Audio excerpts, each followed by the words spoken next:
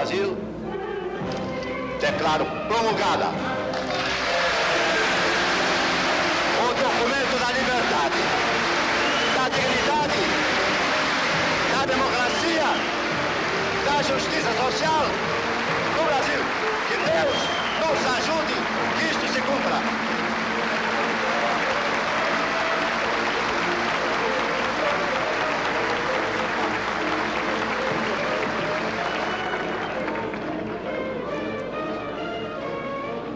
Hoje, 5 de outubro de 1988, no que tange à Constituição, a nação mudou. A nação nos mandou executar um serviço. Nós o fizemos com amor, aplicação e sem medo. A gente precisa ficar sabendo de uma vez por todas que eles sempre vão apelar para a violência. E ai de nós, se nós não nos prepararmos para essa violência. Traidor da Constituição é traidor da pátria. Conhecemos. Traidor da Constituição é traidor da pátria. Conhecemos o caminho maldito. Rasgar a Constituição. Trancar as portas do Parlamento. Garrotear a liberdade. Mandar os patriotas para a cadeia, o exílio e o cemitério.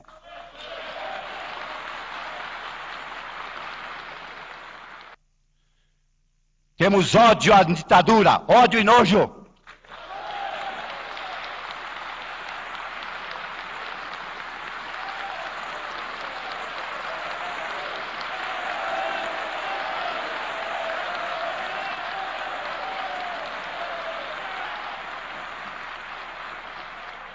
Amaldiçoamos a tirania, onde quer que ela desgrace homens e nações, principalmente na América Latina. A nação quer mudar.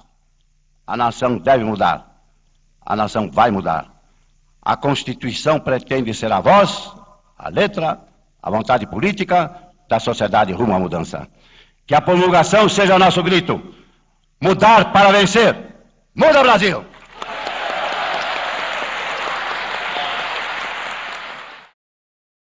Uma constituinte deve trabalhar mais com o futuro do que com o presente.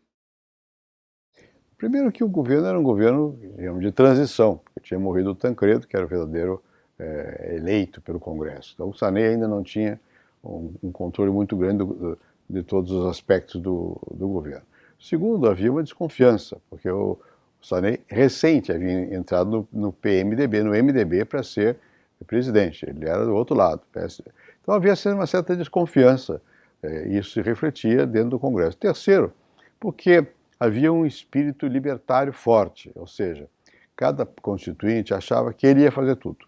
Não queriam aceitar disciplina, não queriam aceitar um ponto de partida, um documento de base. Era um clima bonito de aspiração democrática. E havia os interesses políticos, sociais, medo, setores econômicos tinham medo do que a Constituinte vai fazer, e a Constituinte era soberana, pelo menos era essa a aspiração. Não só a soberania social, mas também a soberania da Constituinte. Porque como na parte anterior, ou seja, na parte pretérita, havia aquela sustentação da Constituinte exclusiva da OAB, e no final, quando o presidente Sarney mandou o projeto de emenda constitucional que convocou a Assembleia Constituinte, o deputado Flávio Berrenbach, que havia sido relator em 1985 da emenda constitucional, havia feito um projeto, um substitutivo da emenda constitucional, dando absoluta autonomia à Assembleia Constituinte. E aí ele acabou sendo derrotado. E foi aprovado aquele modelo simbiótico, que era um modelo tipicamente brasileiro. O Brasil, você não encontra rupturas. O Brasil é um país de transição. Quando um regime se supera, de dentro do próprio regime vão surgindo as fórmulas de superação do regime. Foi o que aconteceu. Participariam dela também os deputados eleitos ou reeleitos e também os senadores que tinham sido eleitos na legislatura anterior e cujos mandatos permaneciam. Consequentemente. E essa questão foi logo esclarecida porque antes já se dispusera que não ia se fazer uma constituinte exclusiva, quer dizer, convocar eleições gerais no país para eleger um Congresso Constituinte. Então não foi uma constituinte legítima, absolutamente pura, convocada só para fazer a Constituição. Ela, ao tempo que funcionava como constituinte, também funcionava como Congresso ordinário, Câmara e Senado.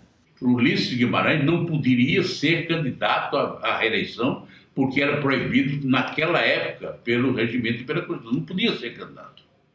Ele podia ser candidato a presidente da Constituinte, mas jamais presidente da Câmara Municipal, presidente da Câmara dos Deputados. E por isso eu fui candidato. Mas o Ulisses manteve a candidatura dele, violando a Constituição. Ele venceu as eleições, derrotou fragorosamente por 140 votos. O problema todo não foi a eleição, o problema todo foi a forma dele se eleger. Porque o Lira, ele desenterrou um anteprojeto, um esboço de anteprojeto para a Constituinte. Esse esboço de anteprojeto havia sido feito pela assessoria da Câmara a pedido do Dr. Ulisses em 1986. Com esse desenho, com essa anteprojeto, ou rascunho de um regimento interno para a Constituinte, o Lira usou isso na eleição, dizendo, olha, vocês estão vendo o que o velho quis fazer? O velho quer pegar o Clube do Poar, que era um grupo ligado a ele, fazer a Constituição e deixar vocês no segundo time. Aí criou a figura dos deputados os constituintes de primeira categoria, que eram os membros da tal comissão, e os de segunda categoria. Isso deu alguns votos. O Fernando Lira acabou não se elegendo, mas não deu resultado eleitoral para o Lira, mas queimou a possibilidade de você fazer um regimento interno que fosse do modelo de 46. Aí nós tivemos que inventar, quando o doutor Ulisses nomeou o Fernando Henrique relator do regimento interno. Foi muito difícil fazer o regimento, porque diante daquela aspiração de todos os parlamentares, que eles aqui tinham poder e ninguém ia botar decisões em cima deles, nós temos que imaginar um processo de discussão que permitisse pouco a pouco chegar a uma Constituição. Na verdade, nós pegamos de Portugal. A ideia de uma comissão de sistematização veio da Constituinte portuguesa, né? Então nós criamos várias comissões. Comissão da Agricultura, Comissão de Forças Armadas, Defesa Nacional, não me lembro como se chamava. Enfim, essas várias comissões, nelas entravam todos os deputados. Cada deputado ficava pelo menos em uma comissão. Agora, havia uma que centralizaria essa, que era a mais importante, que era a Comissão de Sistematização. E isso foi aprovado. Depois nós tivemos o enfrentamento do próprio regimento interno. O regimento interno da Constituinte é o regimento mais democrático, porque nós estávamos trabalhando com tensionar no sentido da soberania da Constituinte. E apesar de ser um Congresso Constituinte, nós tensionamos. Portanto, esse fato foi parte de uma estratégia que exigiu esse tensionamento. E com esse tensionamento, nós construímos uma tática para fortalecer as comissões, as subcomissões e as comissões temáticas que produziu maioria na Comissão de Sistematização. O que acontece é o seguinte, o grande partido era o PMDB, era majoritário, mas ele não tinha coesão interna. Então esses grupos representam tentativas de fazer funcionar independentemente dos partidos. O grupo de consenso, o Richa, era muito importante, porque o Richa fazia ponte entre a esquerda construtiva e os mais conservadores, né? Então, como é que nós atuávamos nisso? Aí tem que entender qual era a mecânica política daquilo. Basicamente, a liderança, Mário Covas, que era a figura principal na Constituinte, o líder da Câmara, que era Luiz Henrique, eu, do Senado, e aquelas pessoas como o Scalco, que era importante, o próprio Nelson Jubim, e o Miro Teixeira, vários outros, né? Como é que nós funcionávamos? Basicamente, o que nós fazíamos era o seguinte, se colocava o setor muito conservador, dizendo, por exemplo, redução da jornada de trabalho, né? Não pode reduzir. Bom, aí vinha um grupo da esquerda mais vocal, mais ofensivo, dizia, não, vamos reduzir para 34. E saía 38. O que nós fazíamos é uma mediação, né? O tempo todo, mesmo nas coisas mais delicadas, como a reforma agrária, né? Nós fazíamos o que dá para fazer avançando. O que dá para fazer avançando. E, no fundo, o Ulisses dava respaldo a esse setor mais moderado que fazia avançar. O PMDB ele teve uma postura toda ela social-democrata, em termos ideológicos. Entendeu? Então, defendendo a democracia, uma economia que atendesse à amplitude da população, a atenuação dos níveis sociais, entre rico e pobre, classe média. Olha, essa era a linha do PMDB. Os partidos, de certo modo, eles foram meras legendas no curso de toda a Constituinte. A luta ali, a discussão, o debate era ideológico. Nunca foi no Brasil tão ideológico como foi na votação da Constituinte durante os anos de 87 a 88. E é ideológico por quê? Porque ia se organizar ali um novo Estado, uma nova economia, um novo poder judiciário, um novo poder legislativo. Então, aí ficou livre. De um lado, ficou a esquerda, que às vezes divergia do grosso desse grupo, mas ficava à esquerda, o centro-esquerda, o social-democrata, e de outro ficava o de direita, da direita. E já na Constituinte, várias pessoas liberais votavam conosco nas teses de esquerda e companheiros nossos conservadores votavam com o Centrão na votação de teses conservadoras. Então os partidos não funcionavam como expressões da Constituinte. Os partidos funcionavam, sim, na questão da eleição da liderança, na eleição dos membros da mesa, da Constituinte, mas jamais na ação de cada deputado. Isso não existiu, não. Nós formamos um bloco de esquerda que ele chamava no PMDB a Tendência Popular, o PT, PCdoB, PSB. E esse bloco ele fazia uma articulação com o PMDB, que era liderado por Mário Covas, Fernando Henrique Cardoso, Pimenta da Veiga, Nelson Jobim. E nós fizemos maioria na Comissão de Sistematização. Portanto, a esquerda teve uma articulação muito eficaz, muito ofensiva, mesmo sem ter maioria. Mas essa articulação foi uma aliança com o centro, representado pelo PMDB. Eu diria que nós fizemos uma parceria entre, principalmente na época, o PMDB, o PDT, o PTB, o PCdoB, enfim, o PT, naturalmente, o PSB. Esses setores tinham uma parceria e com uma área, eu diria, muito expressiva dentro do PMDB. O Mário Covas, por exemplo, na época, era nosso aliado direto, né? O Cabral era nosso aliado e não eram dos chamados partidos à esquerda. O Ulisses Guimarães era nosso aliado. Tinha grupos de interesses que veiculavam as suas pretensões via N partidos. Seja o PMDB, seja parcela do PMDB, ou seja, você não tinha nenhuma segurança de que a tua bancada votasse contigo. O maior partido na Constituinte não era o PMDB. O maior partido na Constituinte era a Arena, porque eu pesquisei todas as origens dos deputados e muitos deles passaram pela Arena, o PDS, e depois entraram no PMDB, por conveniência para se eleger em 86. Ao longo da Constituinte, se organizou um grupo que era chamado MUP, o Movimento de Unidade Progressista, que reuniu talvez uns 100 deputados chamados de progressistas de vários partidos para tentar organizar uma ação comum desses progressistas na Constituinte.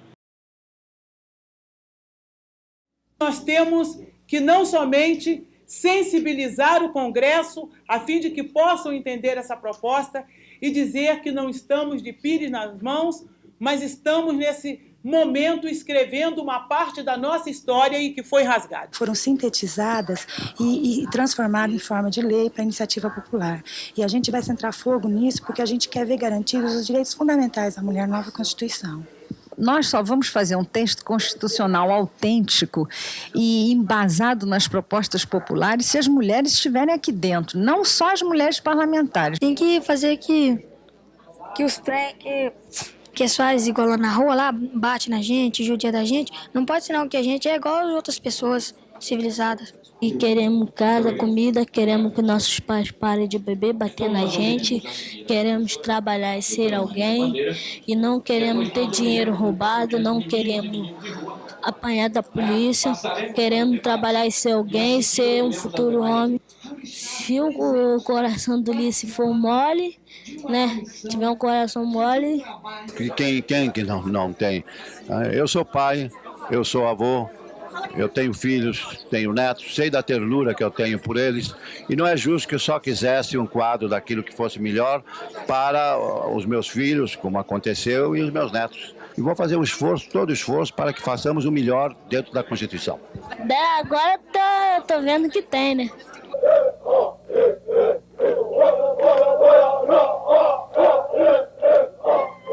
Omissos, os senhores não terão como ficar alheios a mais essa agressão, movida pelo poder econômico, pela ganância,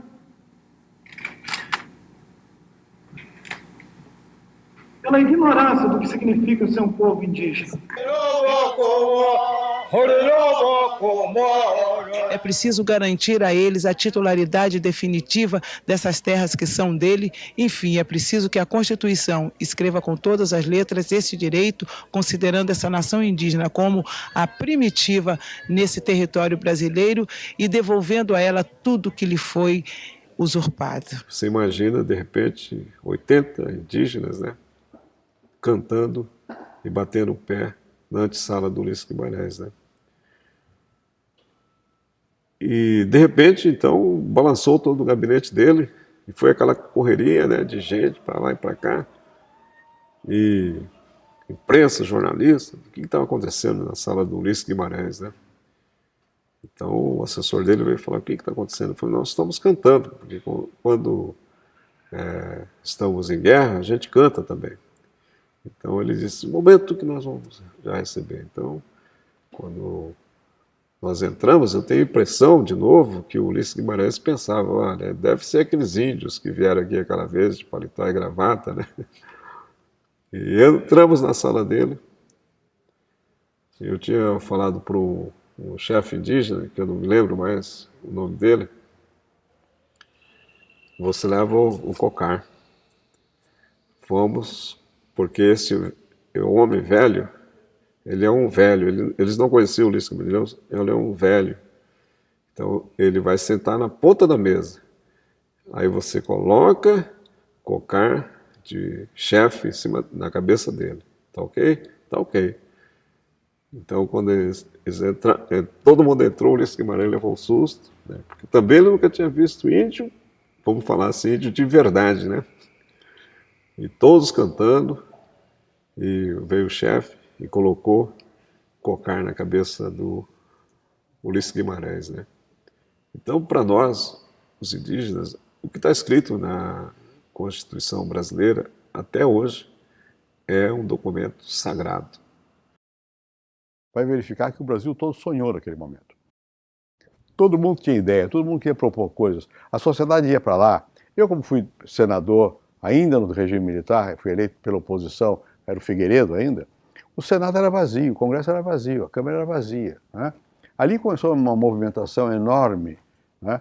E a Constituinte teve um papel fundamental nisso. As emendas populares eram um elo entre o Congresso, de legitimação também, entre o Congresso e o país. Pelo menos as pessoas se sentiam participando. Eu mesmo recebi algumas dessas emendas populares a pedido do presidente Ulisses Guimarães, no Salão Nobre do Congresso, aquelas lideranças que traziam documentos com 200 mil assinaturas, 300 mil assinaturas.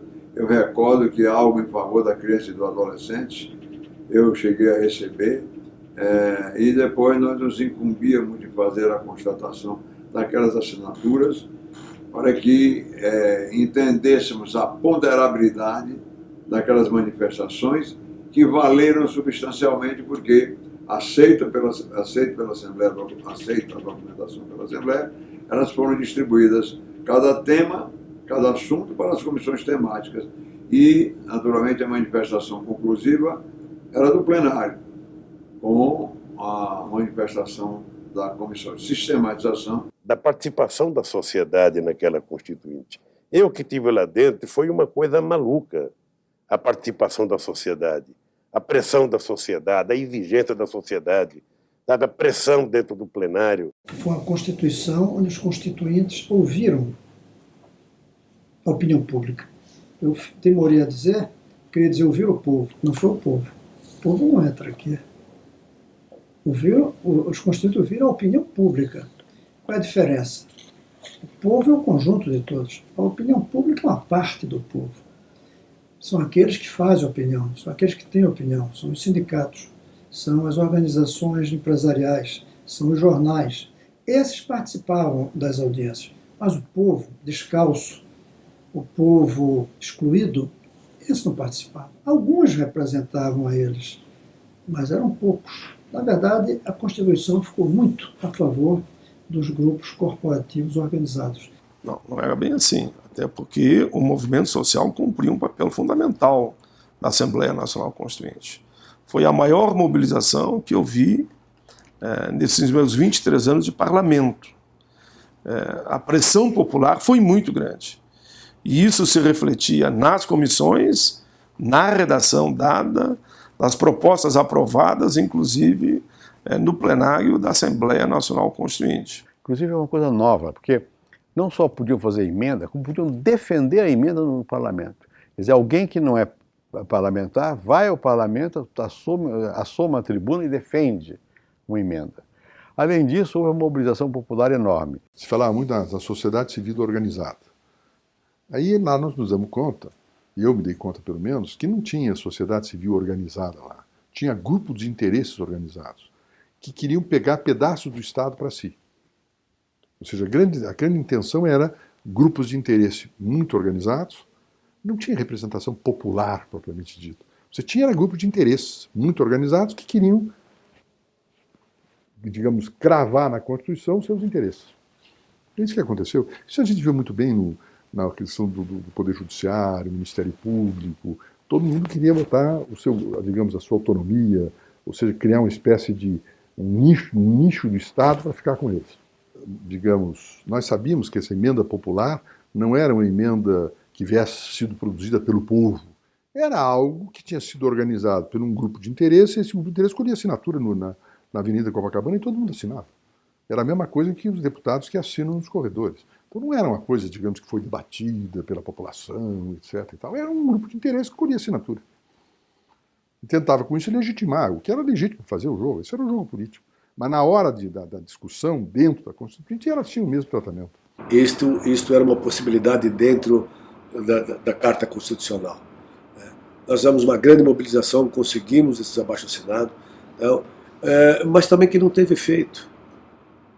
Porque como nós tínhamos uma representação minoritária dentro da Constituição, dentro da Assembleia Nacional Constituinte, as próprias emendas elas não eram automáticas, porque obtiveram 1 milhão de assinaturas, ou mais de 1 milhão de assinaturas, que automaticamente fariam parte da Carta Magna desse país. Elas teriam que passar ainda pelo crivo da Assembleia Nacional Constituinte, e que não passaram. Quer dizer, foi na verdade, digamos, eu não sei se naquela época existia o PROCON, mas se existisse, nós deveríamos ter reclamado que nós fomos enganados. Houve uma falsa ideia de que nós incluiríamos essas emendas automaticamente na Carta Magna. Em alguns casos tiveram uma certa influência, por exemplo, na definição da questão da propriedade produtiva e do Estatuto da Terra, onde nós tivemos uma pessoa aqui de Pernambuco que tinha essa questão como uma questão tão religiosa quanto a religião que ele professava e o Deus que ele acreditava, que era Oswaldo Lima Filho. E os movimentos que traziam a sua voz e a sua opinião sobre isso foram muito importantes.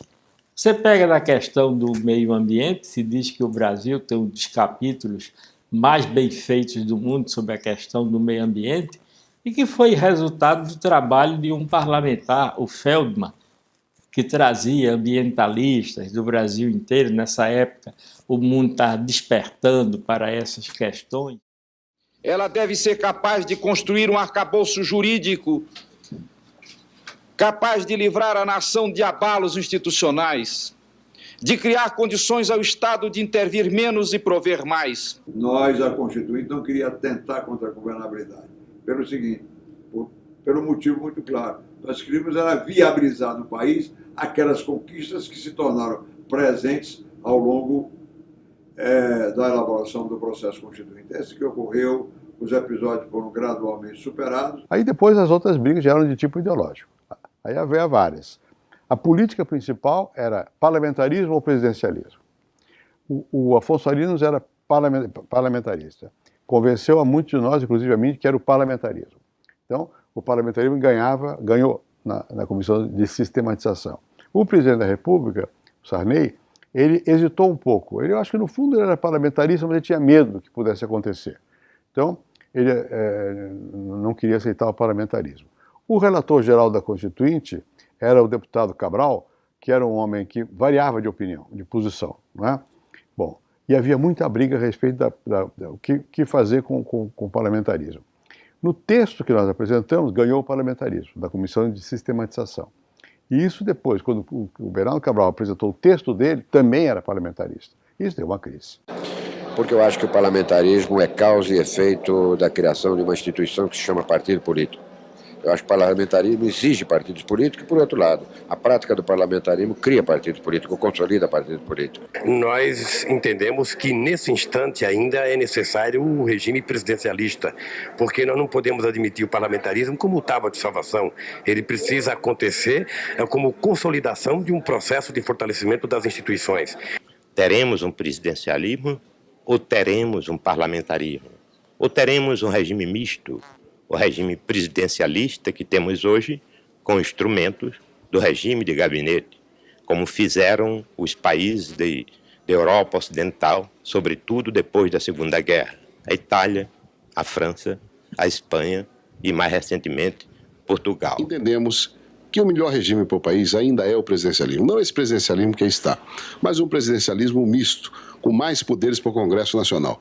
O que não seria factível que elegêssemos um presidente da República com 30 milhões de votos e que ele não tivesse poderes para administrar o país. Eu acredito que o parlamentarismo é um regime que dá maior estabilidade democrática, que mesmo quando há instabilidade de governo, não se corre o risco de sofrermos restrições nas liberdades democráticas do povo. Ou nós queremos esse governo e centralizamos na figura, na pessoa, no mito de um cidadão, seja quem ele for, ou nós queremos um sistema de governo colegiado, com base nos partidos, com decisão de um colegiado que é o poder legislativo. Por isso que a emenda que prevaleceu e que instituiu o presidencialismo foi, de minha autoria, redigida a meu pedido por Zé Paulo Cavalcante, que é advogado, jurista. Eu digo, eu não vou perder tempo fazendo uma emenda. Tu faz aí uma emenda e eu apresento e digo para todo mundo que pedir a você para fazer. E foi essa emenda que na comissão de sistematização foi a escolhida por voto e eu ganhei. Eu lembro que na época nós do PT, da direção, éramos parlamentaristas e fomos para uma disputa e a base derrotou. Perdeu no plenário porque a maioria do plenário ela tinha uma adesão ao governo, ao status quo. E o presidencialismo, ele era mais adequado ao status quo. O próprio PT se posicionou pelo presidencialismo, porque nós estávamos diante da possibilidade de lançar a primeira campanha do Lula, presidente da República. Que o mandato de Sarney era de 6 anos, ficou em 5. O PT e o PDT queriam em 4, a gente embarcou nessa. A ideia fundamental, e aí eu me arrependo junto com Covas, era a gente ter aceito com Ulisses, e Ulisses admitiu discutir com Sarney, os 5 anos de Sarney e parlamentarismo. Era a discussão em que o PT e o PDT, no campo da esquerda, defendiam o presidencialismo e 4 anos. Queriam tirar 2 anos de Sarney, reduzir o mandato de Sarney e convocar a eleição com 4 anos de mandato, logo após a Constituinte. Isso gerava para Sarney, é evidente, a articulação política, e usou, em alguns momentos até abusou, da articulação política de garantir. Ao final, ficou não com 6 anos de mandato, ficou com 5, mas articulou para ficar. E articulou com quem? Com setores presidencialistas. Por quê? Porque nós estávamos juntos do PT tentando os 4 anos. Né? Nós, ao ficarmos nos 4 anos, não tivemos essa capacidade de diálogo ou buscar consenso, que seria 5 anos parlamentarismo. Essa era uma grande negociação, nós não fizemos. Deveriam, naquela hora, ter negociado com Sarney, você fica com 5 anos e a gente aprova o sistema parlamentar. Provavelmente ia para ele, e eu estava autorizado a renunciar ao problema do mandato, aceitar os 5 anos, desde que o sistema fosse parlamentarista e não presidencialista, o regime de governo. É que toda a formação política da Constituição foi destinada para ser um regime parlamentarista. Quando chegou na hora H da voto, o presidencialismo ganhou. Bom, o poder de fogo do governo Sarney, quer dizer, as fichas que tinha na mesa para jogar, era justamente isso: emendas no orçamento para implementar, cargos para nomear e principalmente concessões de rádios e televisões. Então, quase todos os constituintes do Centrão receberam algumas concessões de rádio e televisão. Mas chegou o ponto de que o próprio líder do governo Sarney, admitiu para a televisão, para os jornais, que o saco de bondades estava vazio, acabou. E nós não temos mais a oferecer e dar, e esses constituintes estão exigindo cada vez mais. Aquilo que aconteceu foi o seguinte: era disputa de poder. Na verdade, aquele é o governo, o presidente Sarney e seus mais próximos aliados, que ficaram temerosos, no fundo, da duração do mandato e do parlamentarismo, né? Então, criaram, o Centrão foi criado, e aí, ao redor disso, se organizaram as forças econômicas também. Não esquecer que, nessa época, os setores empresariais eram muito ativos e tinham muito medo de que houvesse avanços no direito de propriedade. A reforma agrária foi muito discutida sobre esse ângulo, né? Então, eles se organizaram, e, ao mesmo tempo, para dar sustentação ao presidente da República e evitar que houvesse avanços que eles consideravam excessivos. Então fizeram um bloco que, de fato, ganhou na primeira round, que, na verdade, o que eles fizeram? Eles mudaram o modo de votar de tal maneira que o plenário podia anular mais facilmente o que tinha sido decidido pela Comissão de Sistematização. Nós não abriremos mão de que se prevaleça sempre a maioria. Nós estamos nesses movimentos justamente porque consideramos que somos maioria e queremos que sempre 280 prevaleça. Mas foi uma vitória de pirro, porque depois que eles ganharam essa eleição, eles perderam todas as demais. Quando você vai ver o conteúdo, né, não conseguiram mexer muito no que tinha sido feito. Nunca ninguém analisou a Constituinte sobre esse aspecto. Houve uma vitória política, pressão do governo, não sei o quê, estava ao redor do mandato. Vitória do temor das forças econômicas de uma virada que não fosse conservadora, que fosse progressista, e ganharam. Mas depois não, no embate diário, nós ganhamos quase tudo. Né?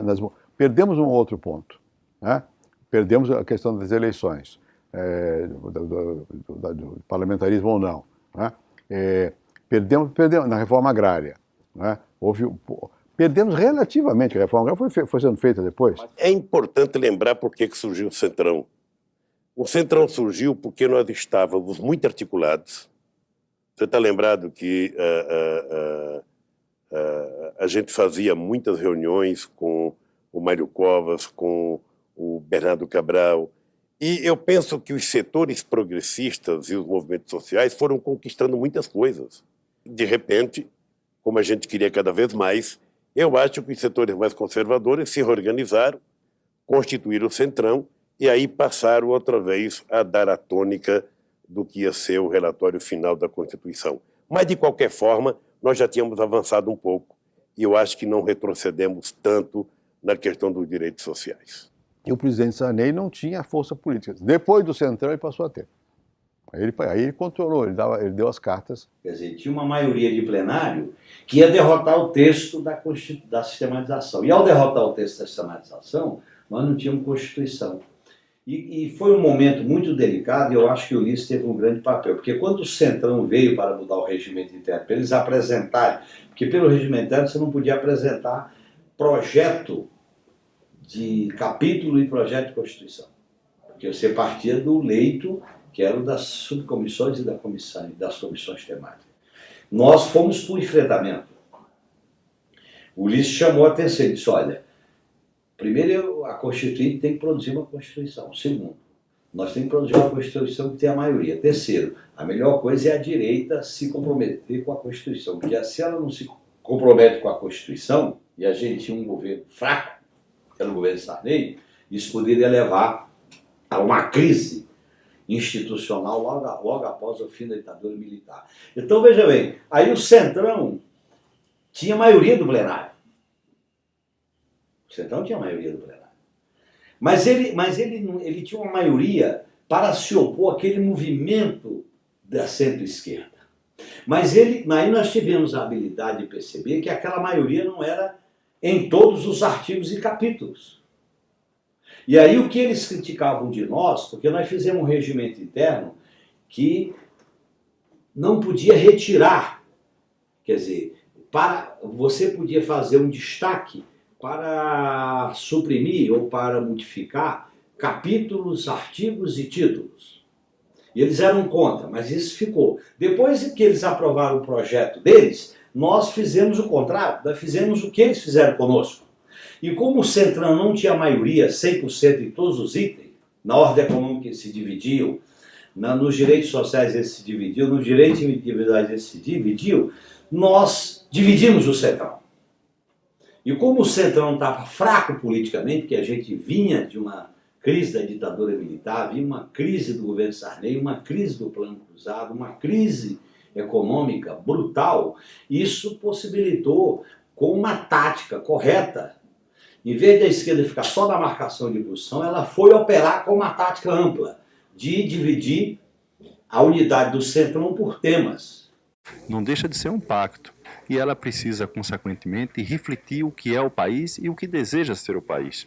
E por isso que eu acho sempre muito positivo qualquer esforço que venha no sentido de somar ideias, de estabelecer mecanismos que nos levem a consensos, que nos levem a soluções mais adequadas ao país e à sua gente.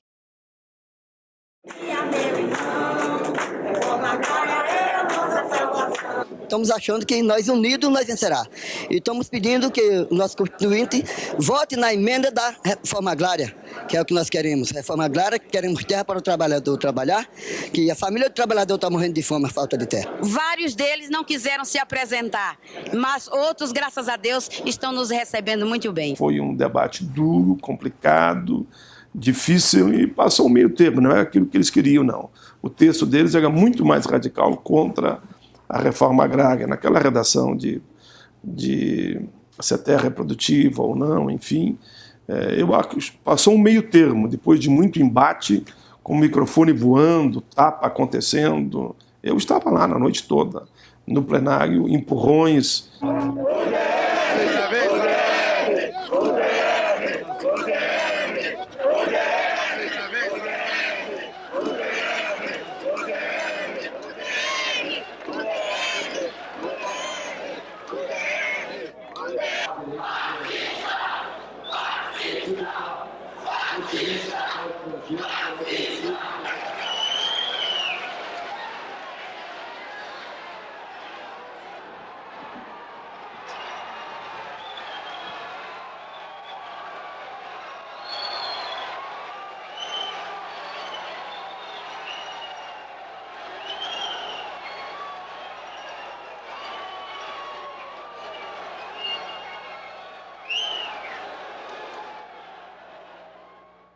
É verdade que finalmente ficou uma coisa razoável. O direito de propriedade não é ilimitado. Tem que ter a função social da propriedade. Está posto lá. E também foram postas certas garantias para evitar a arbitrariedade na confiscação de terra. Ficou equilibrado. Mas no começo dava a impressão estão traindo o programa do partido.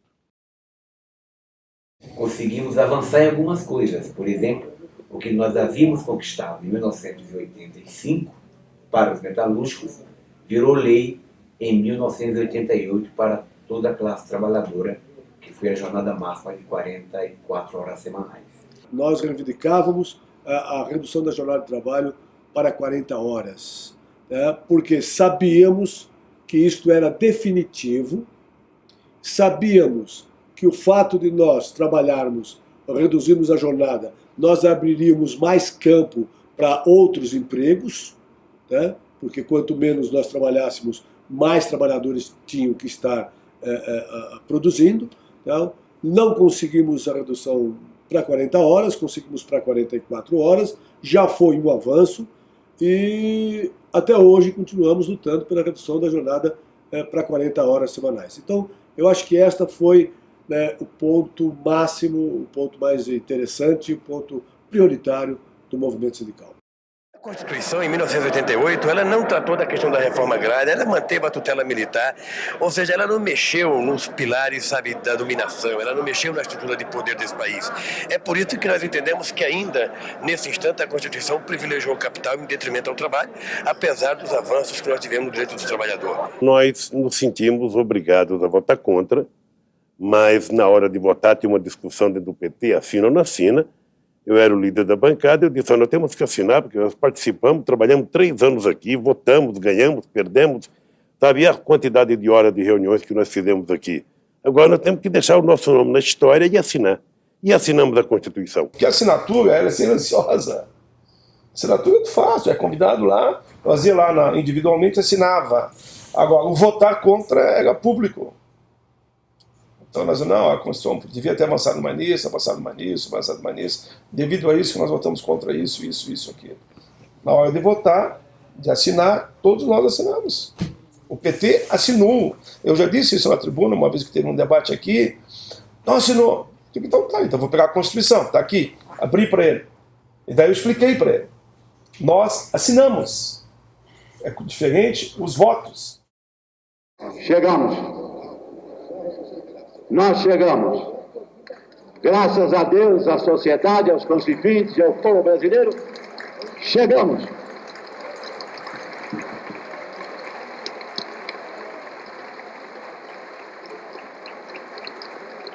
A Constituição é principalmente um espelho dessa complexidade e dessa acumulação de crises, não de crises, de problemas sociais, econômicos, políticos. Ela é, em primeiro lugar, a imagem do país. Então, ela precisa ser aceita como tal. Ela, além de democrática, é progressista. Restitui o Brasil ao Estado de Direito, depois de mais de 20 anos de autoritarismo. A partir do dia 5 de outubro, quando será promulgada a nova Constituição do Brasil, o povo brasileiro vai viver sob a égide, isto é, sob a proteção de uma Constituição que, sem dúvida nenhuma, retrata a realidade do nosso país. Nós fizemos a Constituição possível. Cada um de nós sabe que tem vitórias e tem derrotas, mas ao final a Constituição elaborada representará, sem dúvida, uma vitória do povo brasileiro. Aos insultos, às calúnias, às difamações, a Assembleia Nacional Constituinte respondeu hoje. De modo que nós não estamos só de parabéns, é a sociedade brasileira toda que recolhe essa vitória, de modo que a missão está cumprida. Eu me sinto inteiramente recompensado. 1 ano e 8 meses de trabalho muito sério e, nos meus 52 anos de vida, a oportunidade de realizar o sonho de ajudar a redemocratizar o meu país. A mulher brasileira hoje é parte desse processo de desenvolvimento, é parte do processo político, haja vista o trabalho e o comportamento da bancada de mulheres na Constituinte.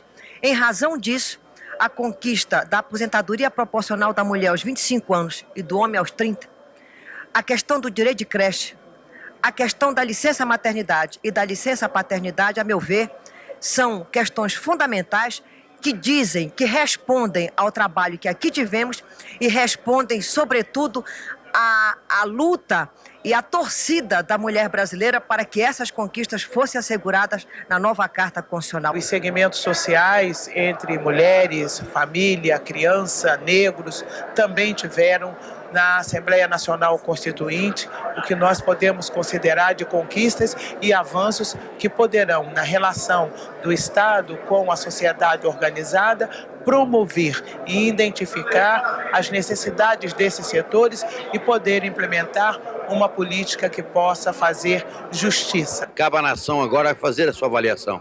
A nação, a imprensa naturalmente terá um papel destacado em tudo isso.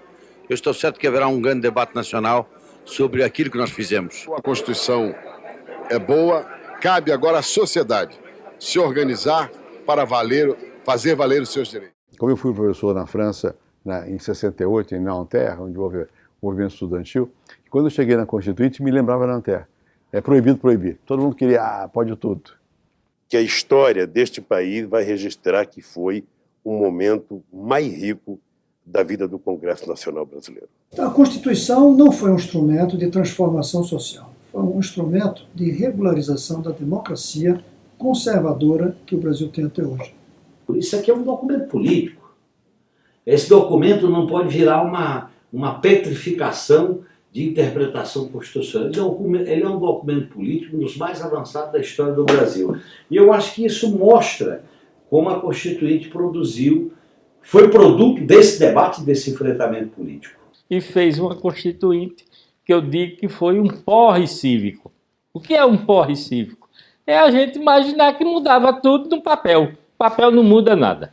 Me parece que ainda sobram 130 pontos que não foram regulamentados nessa nova Constituição. Então, ao invés de Constituição cidadã, é uma Constituição incompleta, em que faltava muita coisa para regulamentar. Estabilizou os partidos políticos, ela teve suas conquistas e foi um momento em que houve grande afirmação democrática no país e plenas liberdades. Foi além do seu tempo, ela é mais progressista do que aquele período em que o país vivia. A Constituinte sem a presidência de Ulisses, por causa de todo o papel que ele teve. Sem Ulisses, pegando o primeiro exemplar da Constituinte, chamando de cidadão, de Constituinte cidadão, e gritando as virtudes, a beleza, a liberdade, a estabilidade do Estado brasileiro que representava a promulgação daquela Constituição.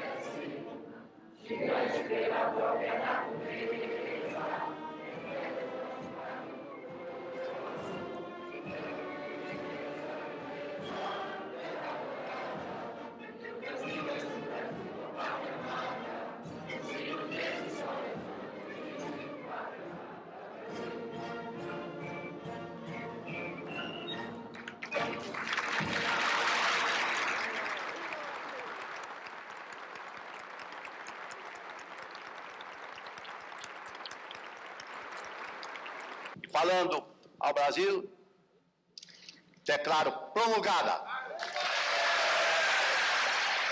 o documento da liberdade, da dignidade, da democracia, da justiça social do Brasil. Que Deus nos ajude que isto se cumpra.